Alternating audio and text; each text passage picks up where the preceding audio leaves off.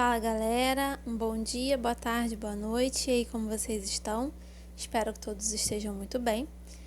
Bom, vamos dar continuidade à leitura desse livro, Teorias da Etnicidade, seguido de grupos étnicos e suas fronteiras, de Frederic Barth. Hoje iniciamos a leitura da parte 1, onde ele vai trazer aí as teorias da etnicidade. Capítulo 1. A etnicidade, um novo conceito para um fenômeno novo.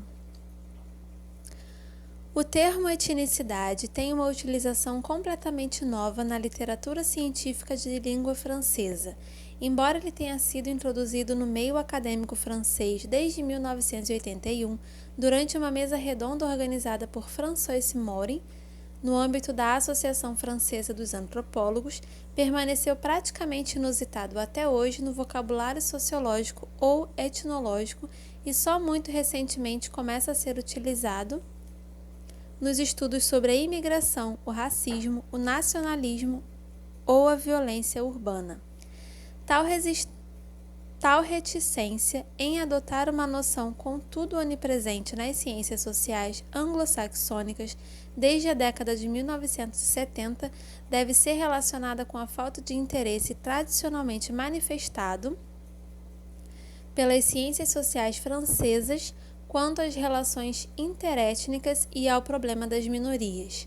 Os organizadores da mesa redonda da Associação Francesa dos Antropólogos de 1981 acentuaram que, com a exceção notável das pesquisas pioneiras levadas a efeito por autores como Roger Bastide ou Georges Balandier, o domínio interétnico representou durante muito tempo a zona de sombra da antropologia francesa. Em sua forma inglesa, as primeiras utilizações comprovadas do termo nas ciências sociais remontam à década de 1940. Em suas primeiras acepções, a etnicidade designa simplesmente a pertença a um grupo outro que não anglo-americano, o único grupo branco a não ter uma origem nacional, e é utilizado como uma variável independente entre outros, especialmente a raça ou a religião, cujo efeito sobre o comportamento dos indivíduos é estudado. Em suas Yankee City séries, Warner, que foi provavelmente o primeiro autor americano a utilizar-se do termo, indica que ele entende a etnicidade como uma das características que modificam o sistema social e são modificadas por ele, e as outras características são a idade, o sexo e a religião. Depois de ter denominado os 10 grupos de diferentes origens que compõem a comunidade urbana estudada por ele, deixa claro que tais grupos serão denominados ethnic, com exceção do primeiro, os nativos ou Yankees. Apenas alguns poucos pesquisadores, como os Hughes, acentuam o caráter etnocêntrico deste uso da noção de etnicidade, que manifesta, antes de tudo, que tem o poder de nomear. Em um texto publicado em 1952, eles realçam que, rompendo com as definições anteriores dos grupos étnicos, aquelas da antropologia cultural, os americanos começam a falar de determinados grupos como étnicos, ao passo que os outros não o seriam. Se numa dada comunidade N representa o número de grupos segundo a antiga definição, ao passo que N1 representa o número de grupos segundo a nova definição. Um dentre eles não é étnico, ou seja, o grupo étnico originário da comunidade, e existem as pessoas que são étnicas, a saber, aqueles que diferem dele e que por isso não são considerados como membros integrais da sociedade local. Esta utilização é ainda corrente em numerosas pesquisas americanas, que incluem desde 1963 questões relativas à identificação étnica. Neste tipo de pesquisas, a questão da definição resolve-se antecipadamente pela equivalência ethnicity igual a Foringstock. a atribuição de uma etnicidade particular que é estabelecida a partir da resposta dos entrevistados brancos à pergunta de qual país veio a maioria de seus ancestrais. As duas primeiras definições não tautológicas da noção de que temos conhecimento são as de Wallerstein e de Gordon, que em contextos muito diferentes, a sociedade americana para Gordon e a África do Oeste para Wallerstein. Gente, não sei ler esse nome. Wallerstein. Utilizam o termo etnicidade para designar não a pertença étnica, mas os sentimentos que lhe estão associados. O sentimento de formar um povo, partilhado pelos membros de subgrupos no interior das fronteiras nacionais americanas, ou o sentimento de lealdade, manifestado em relação aos novos grupos étnicos urbanos pelos africanos destribalizados.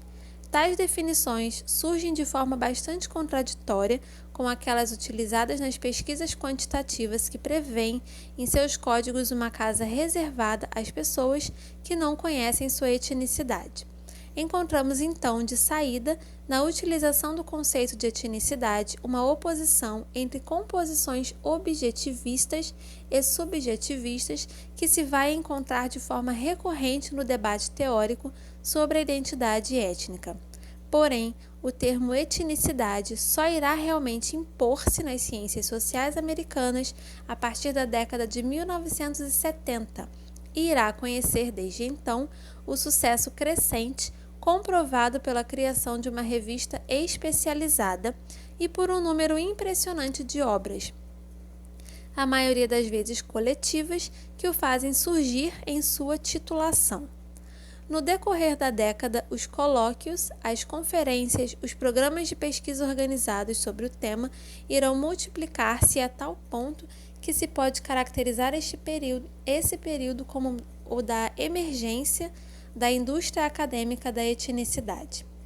Esta carreira fulgurante de um conceito até então quase ignorado nas ciências sociais é correlatado ao aparecimento repentino no final da década de 1960, de um tipo de conflito e de reivindicações qualificadas como étnicas que surgem de forma simultânea nas sociedades industriais e nas sociedades do terceiro mundo, e se produzem igualmente nas nações ditas pluriétnicas, assim como naquelas supostas culturalmente homogêneas. Regionalismos na França e na Grã-Bretanha, conflitos linguísticos no Canadá e na Bélgica, problema das nacionalidades no leste europeu, tribalismo na África. Em 1974, Greeley estimava que desde a Segunda Guerra Mundial, os conflitos étnicos levaram à morte em torno de 20 milhões de pessoas. À mesma época, Connor calculava que quase a metade dos estados do mundo era, em graus diversos, tocada por este tipo de conflito, ao passo que Daniel Bell, um dos teóricos mais destacados da sociedade pós-industrial, sustentava que com a destruição dos sistemas imperialistas nos antigos países coloniais e a erosão das antigas estruturas de autoridade nas sociedades ocidentais, a competição entre os grupos étnicos estava a partir de então em todos os lugares transformada na norma. Se o conceito de etnicidade se impõe no decorrer desse período, é precisamente para abranger o que tem em comum todos esses fenômenos de competição e de conflito nos quais os grupos se opõem em nome de sua pertença étnica. Trata-se de levar em conta o fato de que alguma coisa nova surgiu, que fez repentinamente da pertença étnica uma realidade onipresente do mundo contemporâneo. Essa qualquer coisa nova seria a emergência da pertença étnica como categoria pertinente para a ação social e a crescente tendência de fazer derivar dela lealdades e direitos coletivos. Se no período precedente os vínculos étnicos eram encarados como fontes potenciais de lealdade, concorrendo a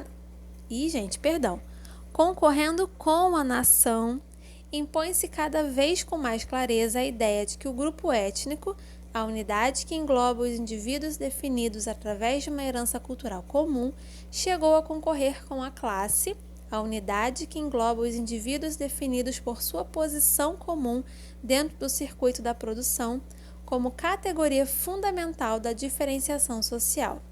A comunidade étnica, escreve Bryce, é uma forma alternativa da organização social de classe e a etnicidade é uma forma de identificação alternativa da consciência de classe.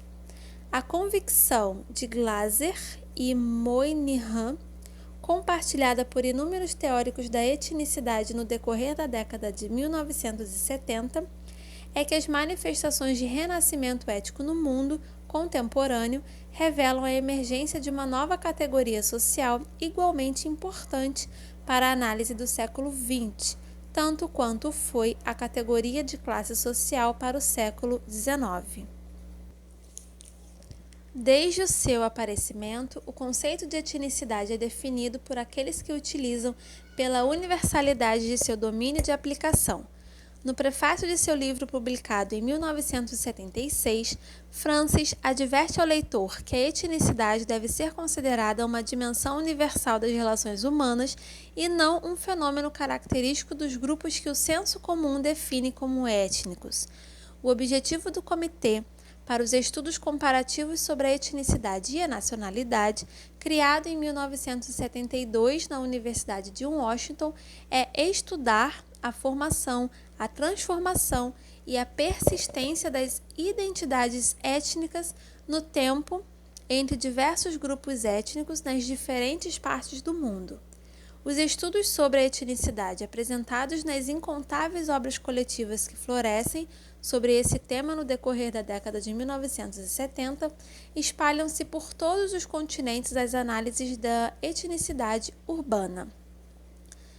Se justapõem aos estudos de caso sobre as cidades americanas, europeias, africanas, asiáticas e israelenses. O mesmo acontece com a Antologia de Análises Sociolinguísticas editada por Giles, que apresenta estudos de caso sobre a situação americana, a Grã-Bretanha, o Oriente Médio, a Grécia, a África. Quanto aos estudos de etnicidade reunidos por Glaser e Moynihan, eles se dedicam a fenômenos tão diferentes quanto os das minorias na China, das questões linguísticas na Índia, aos problemas de nacionalidade na União Soviética ou a posição dos negros na sociedade americana. Desde o início da década de 1970, multiplicam-se os apelos para incitar os pesquisadores a encararem a etnicidade numa perspectiva mundial. Esse aspecto é fortemente sublinhado em um número especial de revista, Ethnicity. Os editores destacam que o novo interesse pela etnicidade desenvolveu-se paralelamente em diferentes disciplinas das ciências sociais entre pesquisadores em diferentes partes do mundo, incluindo os países em vias de desenvolvimento e as sociedades pós-industriais, e acentuam a semelhança entre as questões apresentadas pela integração nacional nas sociedades pós-coloniais e as reivindicações étnicas e nacionalitárias nas sociedades ocidentais. A virtude heurística do conceito de etnicidade liga-se precisamente ao fato de autorizar o relacionamento de fenômenos até então encarados como categoricamente diferentes, tais como o tribalismo na Nigéria, o comunalismo na Índia ou o conflito linguístico no Canadá. Tal pretensão à universalidade de seu objeto pelos especialistas da etnicidade abrange, todavia, concepções sensivelmente diferentes da especificidade do fenômeno étnico. Ponto 1. Etnicidade e modernidade. De acordo com alguns pesquisadores, a etnicidade é um fenômeno universalmente presente na época moderna, precisamente por tratar-se de um produto do desenvolvimento econômico, da expansão industrial capitalista e da formação e do desenvolvimento dos Estados-nações. Por uma inversão da problemática anterior da modernização, muitos autores observam agora na modernidade não a chegada da uniformização e do individualismo, mas a era do nacionalismo étnico e do racismo. Que ela seja interpretada ou como um produto da desigualdade de desenvolvimento ou como uma estratégia de reivindicação dos recursos no quadro do welfare state, ou como uma forma de resistência organizada ao processo de modernização, ou ainda como um produto histórico da economia mundo capitalista. A etnicidade é vista nesta perspectiva como um fenômeno essencialmente contemporâneo. No rastro de Caldeucci, muitos autores acentuam a conexão entre o sistema internacional de comunicação do mundo moderno e a difusão da universalização dos sentimentos nacionalistas e étnicos. Considerado durante muito tempo como um fator de uniformização e de assimilação, o aumento dos contatos ligados à modernização surge agora como um fator que facilita a emergência de identidades particularistas. O sentido da identidade bretã, realça Berger, reforçou-se a partir da Primeira Guerra Mundial, quando jovens bretões começaram a descobrir a França e numerosos bretões, cuja consciência de pertença regional não ultrapassava os limites da sociedade local ou do departamento administrativo, descobriram pelo rádio e depois pela televisão que pertenciam a uma entidade designada como Bretanha.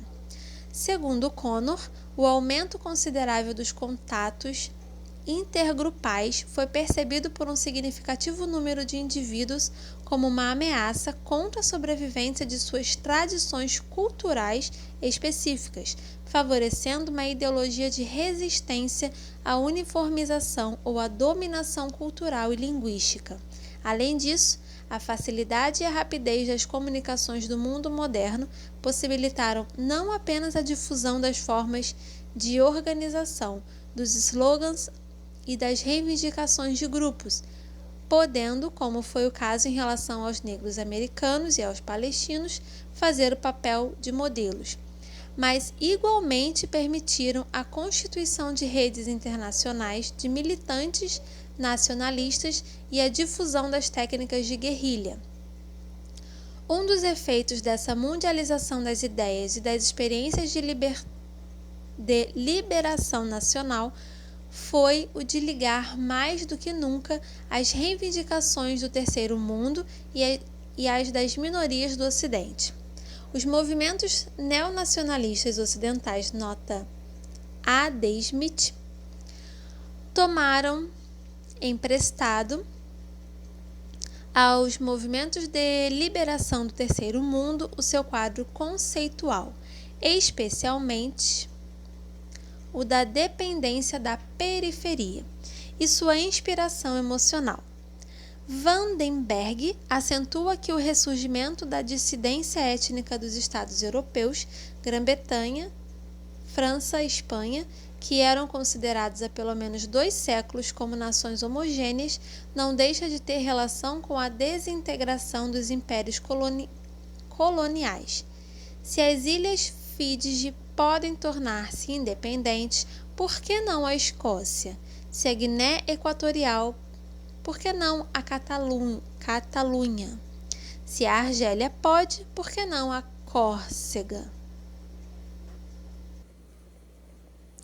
Ponto 2. A etnicidade como novo paradigma das ciências sociais.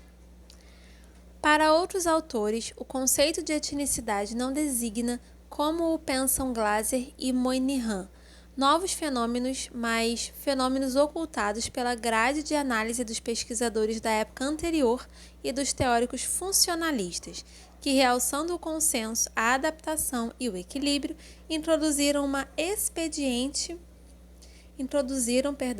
expediente na análise da relação entre grupos, e a dos teóricos da modernização, que viram nas ligações tribais e nas formas sociais tradicionais apenas arcaísmos ou obstáculos para a planificação social.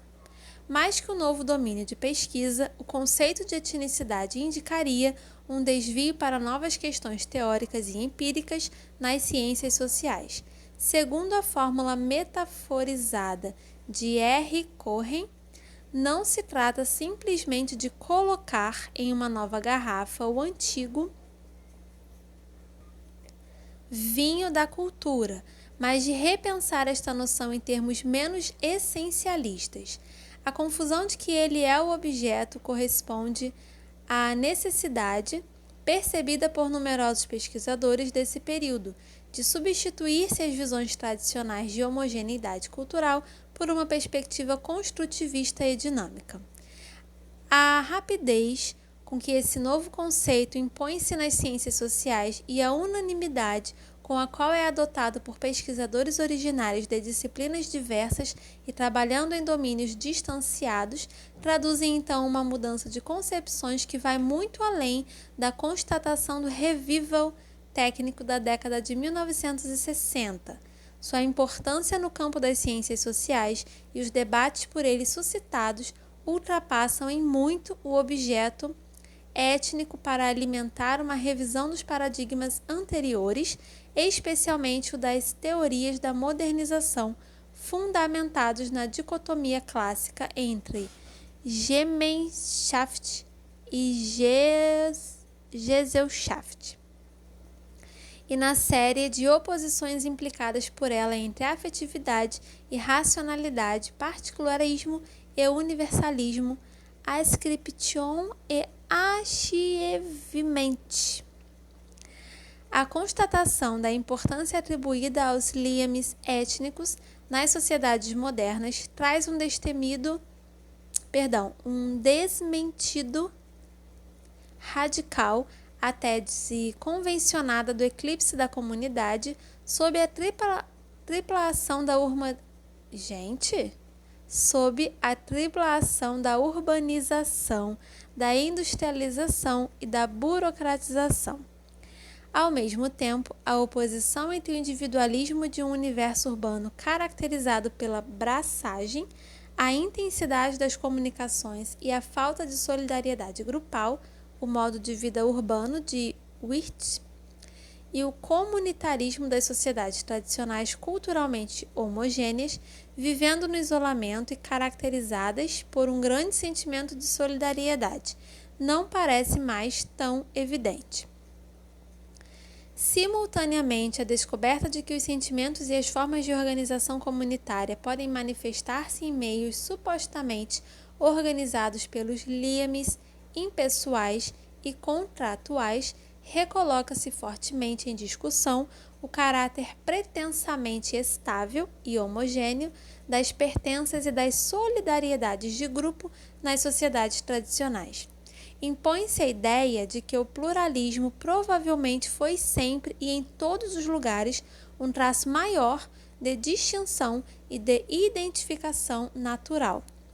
Anseli aponta de que modo a ação do colonizador exerceu-se no recorte e na identificação fictícia de sociedades locais que, à época pré-colonial, eram verdadeiramente englobadas em uma rede de relações contínuas que formavam uma corrente de sociedade, mais que uma justaposição de pequenos grupos voltados sobre si próprios. Skinner contesta a visão convencional de uma África pré-colonial povoada por pequenos grupos hostis, caracterizados por uma intensa lealdade tribal.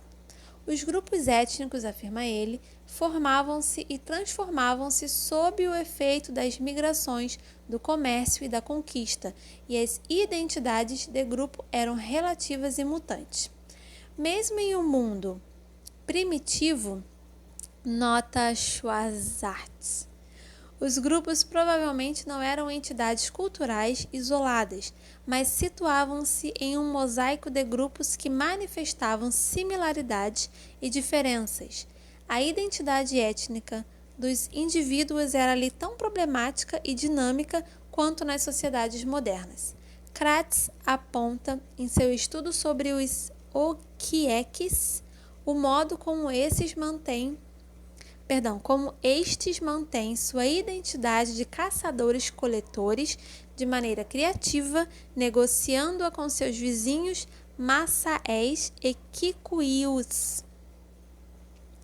A retomada da dicotomia sociedades industriais, sociedades primitivas, é sustentada pela conscientização dos pressupostos ideológicos da etnologia clássica e das divisões que ela estabelecera entre civilizados e não civilizados. Os antropólogos ocidentais, escreve Southall, devem deixar de qualificar de primitivas e de tribais as comunidades contemporâneas de onde originam-se seus colegas do terceiro mundo. Os termos tribo e tribalismo são fortemente criticados pelas visões estereotipadas e pejorativas que acarretam para os africanos, e numerosos antropólogos propõem que se os rejeite em prol dos termos etnia e etnicidade, aplicados indiferentemente a todas as sociedades. Sob esta perspectiva, o conceito de etnicidade exprime a unidade de um fenômeno social universal e onipresente, simultaneamente nos países desenvolvidos e subdesenvolvidos, no passado e no presente. Ele repõe repentina e fortemente em causa a divisão do trabalho tradicionalmente estabelecida entre sociólogos das sociedades urbanas e industriais e antropólogos das sociedades tradicionais. Ulf Nertz, um dos grandes nomes da sociologia urbana americana, pleiteia um enfoque teórico comum dos problemas levantados pela etnicidade na África e na América do Norte, depois de ter constatado que as pesquisas sobre a etnicidade iniciaram-se segundo duas tradições separadas, a da antropologia social britânica no domínio africano e da sociologia e da ciência política nos Estados Unidos. Ele invoca a necessidade de um quadro de análise geral que permita estudar todos os materiais disponíveis nas duas situações. Esta convergência em torno do tema da etnicidade de novas questões de pesquisas interdisciplinares irá concretizar-se cada vez mais facilmente, já que foi preparada pelas evoluções paralelas de dois domínios de pesquisa que viviam até então na ignorância mútua: a antropologia das sociedades tradicionais e a sociologia das migrações, que é fortemente ligada na tradição americana à sociologia urbana.